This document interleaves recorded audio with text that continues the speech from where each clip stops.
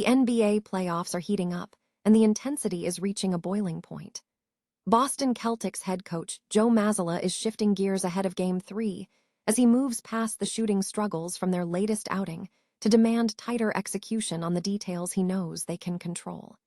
He is holding his team accountable for every defensive lapse and every missed opportunity, signaling that the path to victory starts with process over luck. Your brand new iPhone deserves the best protection, and the iLume 3-Pack Screen Protector Plus 3-Pack Camera Lens Protector has you covered. Don't take risks with your iPhone. Click the link in the video description to shop now on Amazon.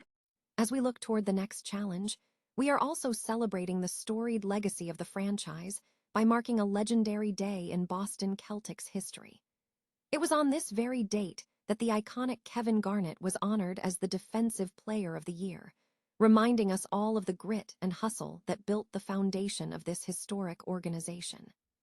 The history books also remember another piece of the past today as we honor the birthday of former Celtics guard John Bagley.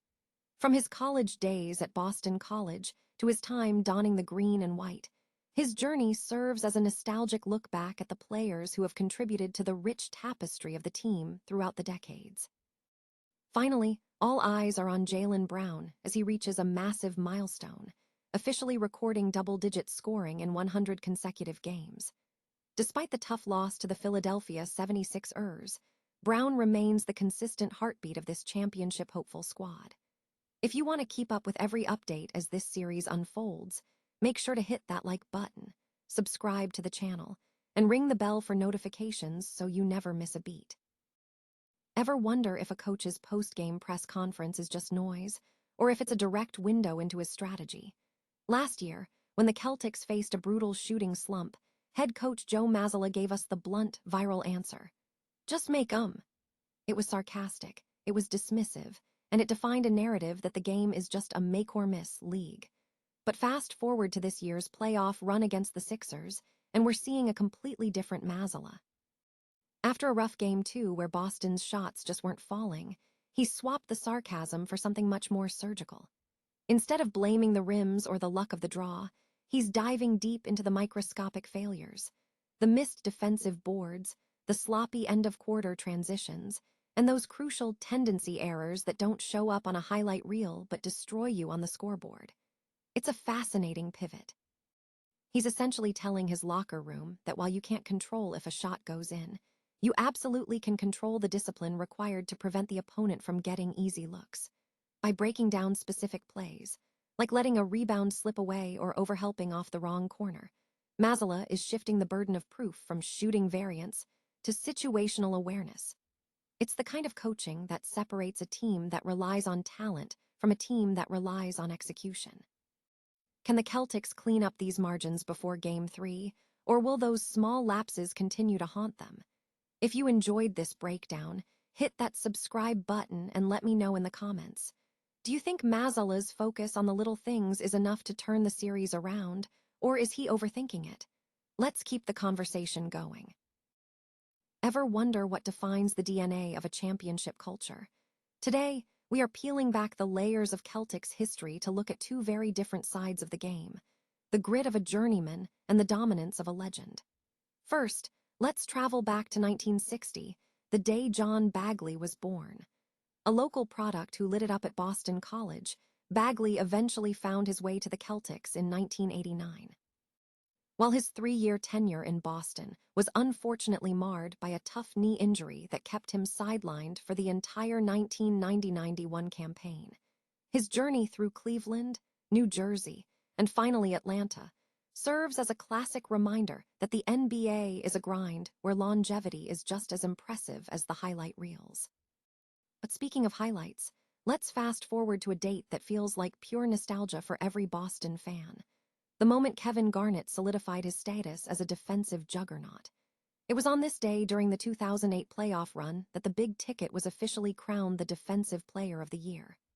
The atmosphere inside the TD Garden was absolute electric, with fans screaming MVP as he grabbed that trophy just before the team throttled the Hawks in Game 2. It's poetic, really, because KG's humble reaction, insisting that the award wasn't about him, but about the collective effort of the entire roster, perfectly captured why those 2008 Celtics were so special. They weren't just a collection of talent, they were a singular unit defined by defense and sacrifice. If you love digging into the legendary moments that built the parquet floor legacy, make sure to hit that subscribe button and ring the bell so you never miss a deep dive into Celtics history. It's always good to remember that while championships are won on the court, they are forged in the chemistry of the guys wearing the jersey. What's your favorite memory of the 2008 title run? Let me know in the comments below. I'd love to hear your take. What does it take to transform a franchise's culture overnight? If you ask Boston Celtics fans, they'll point to a specific moment in 2008 that set the tone for banner number 17. Welcome back to Celtics history, where today we're looking at two very different chapters in team lore. First, we head back to 1960 to celebrate the birth of John Bagley. Born in Bridgeport, Connecticut, Bagley became a local legend at Boston College before his NBA journey kicked off with the Cleveland Cavaliers. He eventually found his way to Boston in 1989. While his 3-year tenure was unfortunately hampered by a brutal knee injury that sidelined him for the entire 1990-91 season, he remains a piece of the puzzle for those who remember that era.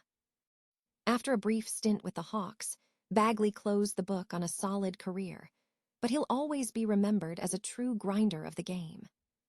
But the real fireworks happened on this day back in 2008. The energy inside TD Garden was electric as Kevin Garnett, the man they call the Big Ticket, was officially crowned the Defensive Player of the Year. The crowd was absolutely raucous, turning the ceremony into an impromptu MVP rally. But in true KG fashion, he kept it humble, insisting that the award wasn't just about his intensity, but a collective effort from the entire roster. That moment wasn't just about a trophy. It was a testament to the grit that redefined Boston basketball. Moments like that are why the Celtics remain the gold standard. If you enjoyed this trip down memory lane, hit that subscribe button to keep up with more legendary moments in Celtics history. It's wild to think how one player's defensive mindset can change the trajectory of an entire organization. What's the single most impactful moment you've ever witnessed at the Garden? Let us know in the comments. Stop me if you've heard this one before.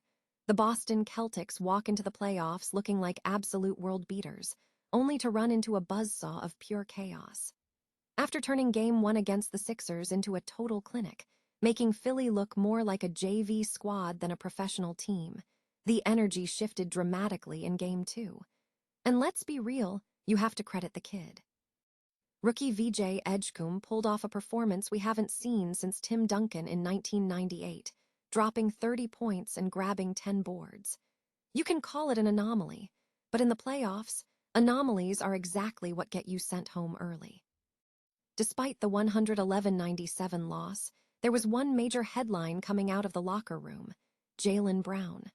While the efficiency wasn't quite where he wanted it to be, Brown poured in 36 points, marking his 100th consecutive game in double figures. Think about that for a second. In an era of load management and inconsistent stars, having a guy who guarantees you double-digit production for a century of games is the kind of security most front offices would kill for. He is the definition of a cornerstone piece for a championship-hopeful team. Now, the series shifts to Philadelphia. The Sixers are playing with house money while Embiid is out, which makes them incredibly dangerous. They have nothing to lose and a hostile crowd that is literally begging for blood.